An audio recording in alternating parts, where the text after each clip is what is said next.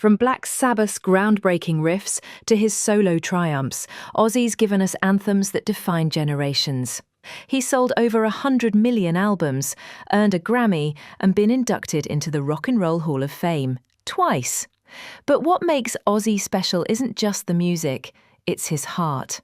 He's a survivor, a showman, a man who's faced darkness and come out singing. That recent Download Festival performance, it was Ozzy saying farewell to all those who love him.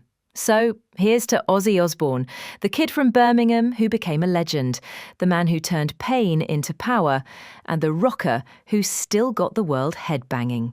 Let's celebrate his music and his resilience. To Ozzy, we will miss you, King.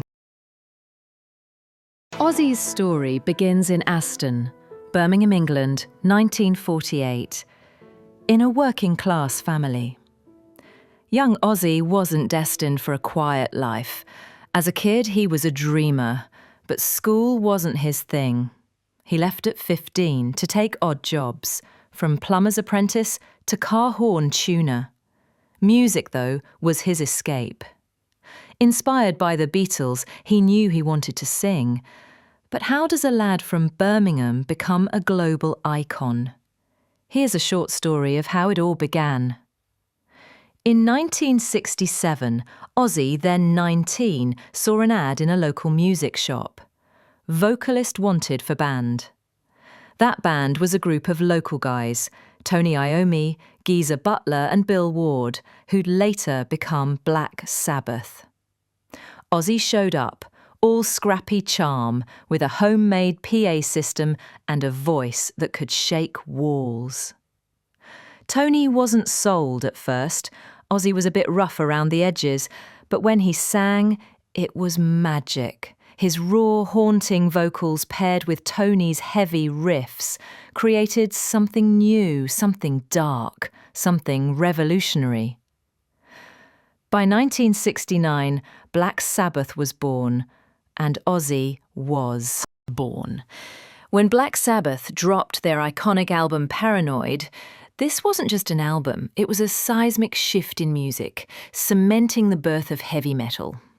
Fresh off their debut, Sabbath cranked up the intensity with this sophomore masterpiece. Recorded in just a few days, Paranoid is raw, heavy, and unapologetic. Ozzy Osbourne's haunting vocals, Tony Iommi's crushing riffs, Geezer Butler's thunderous bass, and Bill Ward's relentless drums created a sound that was dark, gritty, and revolutionary. The title track, Paranoid, was a last-minute addition, written in minutes, yet became their signature anthem, a blistering paranoid rush of energy. In 1979, a few years after this release, Ozzy was fired from the band. They felt like he was not pulling his weight and thought it best to move on. Fast forward to 1980, and Ozzy delivers his masterpiece, Blizzard of Oz, his debut solo album after parting ways with Black Sabbath. This album wasn't just a comeback, it was a thunderbolt. With shredding guitars by Randy Rhoads and hits like Crazy Train and Mr. Crowley, it's still hailed as one of the greatest metal albums ever.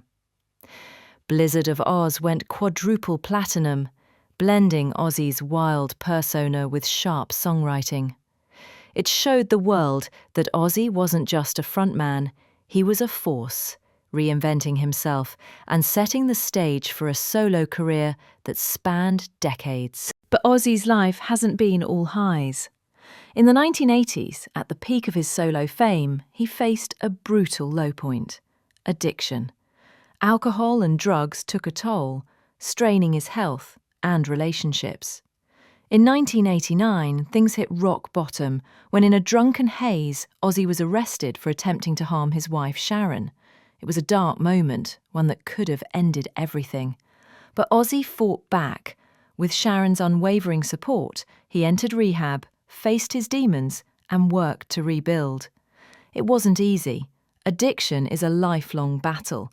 But Ozzy's grit and love for his family pulled him through.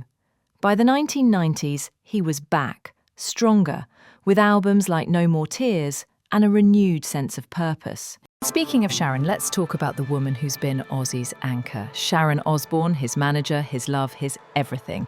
Met Ozzy in the 1970s when she worked for her father's music management company. They married in 1982, and she's been the mastermind behind his solo career from Blizzard of Oz to the Ozfest tours. Sharon's not just a businesswoman, she's Ozzy's fiercest defender, guiding him through chaos with love and steel.